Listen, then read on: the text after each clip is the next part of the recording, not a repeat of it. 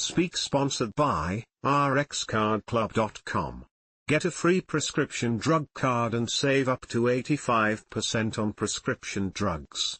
rxcardclub.com. Trump healthcare plan doesn't help people facing skyrocketing ACA premiums. President Trump announced a new great healthcare plan that does not include any remedies for people facing skyrocketing premiums under the Affordable Care Act, ACA. The plan outlines 4 pillars: drug price reforms, health insurance reforms, price transparency, and fraud protections. However, it is much narrower in scope than the ACA.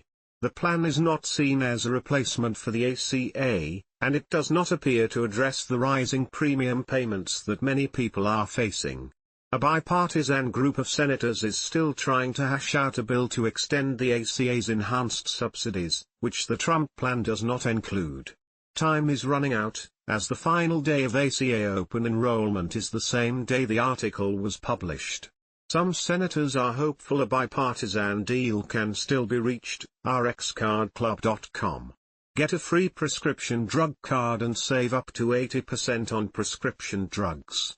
Less than /speak.